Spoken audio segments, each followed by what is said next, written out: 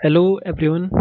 आज हम लोग बीएससी ऑर्गेनिक केमिस्ट्री में कार्बोहाइड्रेट यूनिट में डिस्कस करने जा रहे हैं केमिकल रिएक्शंस ऑफ ग्लूकोज।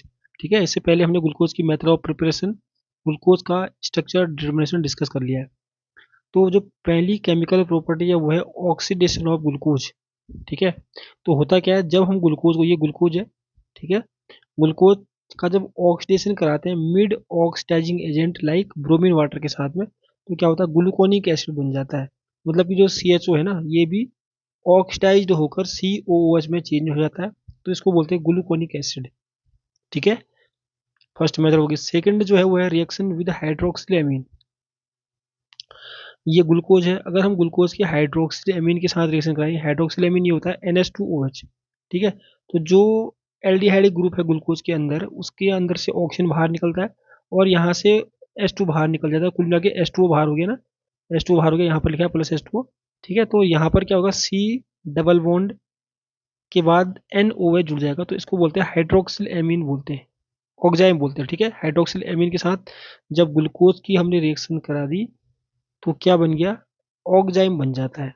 ठीक है, थर्ड क्या है वो है रिडक्शन। रिडक्शन ग्लूकोज का अगर हम रिडक्शन कर देना सोडियम बोरोहाइड्रेट के थ्रू, तो सॉर्बिटल मिल जाता है। सॉर्बिटल में क्या होता है, देखो ये जो है ना रिडक्शन, आपको पता है एल्डिहाइड है, एल्डिहाइड ग्रुप का कभी भी रिडक्शन करोगे तो क्या होता है, 1 डिग्री एल्कोहलिक ग्रुप मिलता है, तो ये 1 डिग्री एल्कोहलिक ग्रुप है।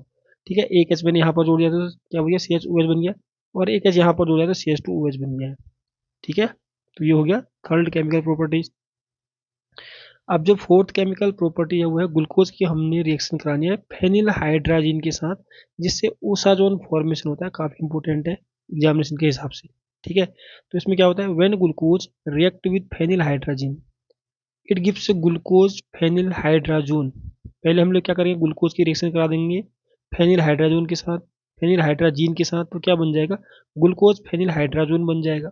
ठीक है, अब क्या बोला, however in presence of excess phenyl hydrogen, अगर हम फेनिल हाइड्रोजन को अत्यधिक मात्रा में लेंगे ना, तो क्या होगा, जो हमारा फेनिल हाइड्रोजन है वो रिएक्ट फर्दर करेगा, बाद में फिर रिएक्शन करेगा, जिससे क्या बनता है, ग्लूकोसाजोन बनता है, उसको बोलते हैं हम लोग ओसाजोन। ठीक है, तो ये ओसाजोन फॉर्मेशन की मैकेनिज्म भी हम लोग इसमें डिस्कस करने वाले हैं। तो इसको अगर हम लोग इसके रिएक्शन के थ्रू देखें तो ये है ग्लूकोज। ठीक है, ग्लूकोज की पहले हमने एक फेनिल हाइड्रोजन की मॉलिक्यूल के साथ रिएक्शन कराई, तो क्या होगा, यहाँ से H2 बाहर निकलेगा और यहाँ से ऑक्सीजन बाहर निकलेगा, तो कुल मिला के क्या बाहर निकल गया, वो निकल गया हमारा H2O बाहर हो गया। तो यहाँ पर से अब क्या बच जाएगा, इतना वाला पोर्शन बच गया ना, ये इतना पोर्शन बच गया, तो डबल बॉन्ड NHNH क्या बच गया, C6H5। ठीक है, इसको बोलते हैं हाइड्राजोन बनते हैं, बोलते हैं। ठीक है, जब इसके दो मॉलिक्यूल फिर से फेनिल हाइड्रोजन के लगेंगे तो ग्लूकोसाजोन, यानी जिसको ओसाजोन कहते हैं, वो बन जाता है। ठीक है, बनता कैसे, इसकी मैकेनिज्म हम लोग डिस्कस करने वाले हैं। ठीक है, ऐसे ही क्या होता है, फ्रुक्टोज को अगर हम लेंगे ना, फ्रुक्टोज को भी लेंगे तो यहाँ पर से पहले रिएक्शन हो जाएगी, तो यहाँ पर ये बन जाएगा। ठीक है, फिर फर्दर रिएक्शन कराओ हाइड्रोजन की, तो क्या बन जाएगा, ओसाजोन बन जाएगा। तो एक चीज याद रखना, ग्लूकोज और फ्रुक्टोज जो बनाते हैं वो सेम ओसाजोन बनाते हैं, एग्जाम में बहुत बार क्वेश्चन आता है। तो ग्लूकोज से भी आपने देखा होगा सेम प्रोडक्ट बना है, और हमने जब फ्रुक्टोज लिया उससे भी सेम प्रोडक्ट बना है। ठीक है, अब हम लोग इसकी मैकेनिज्म डिस्कस करते हैं, मैकेनिज्म ऑफ ओसाजोन फॉर्मेशन। तो इसमें होता क्या है, देखो क्या बोला, this mechanism occurs by Amadori rearrangement. इसमें पहले हमने क्या करना है, हमने ये ले लेना ग्लूकोज, मतलब हमने एक स्टेप आगे से लिया है स्टेप। ठीक है, ये है क्या, फेनिल हाइड्राजोन लिया है, पहले आपको पता है ग्लूकोज होगा, ग्लूकोज की हम फेनिल हाइड्रोजन के साथ रिएक्शन कराएंगे तो क्या बन जाएगा, फेनिल हाइड्राजोन बन जाएगा, तो ये है फेनिल हाइड्राजोन बन गया। ठीक है, तो यहीं से रिएक्शन करवानी है।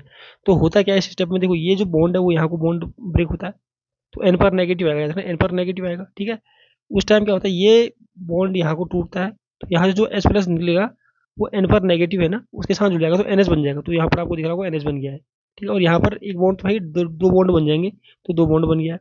ठीक है, और यहाँ पर क्या होता है, हाइड्रोजन बॉन्डिंग भी होती है। हाइड्रोजन बॉन्डिंग कैसे, जो OH है ना, OH के साथ H प्लस है, O के साथ क्या है, H जुड़ा है, और यहाँ पर जो N है, इनके पास लॉन पेयर इलेक्ट्रॉन है, तो यहाँ से हाइड्रोजन बॉन्डिंग भी होना स्टार्ट हो जाती है, तो जिससे 5 मेंबर रिंग बन जाती है। देखो कितने मेंबर, 1 2 3 4 5।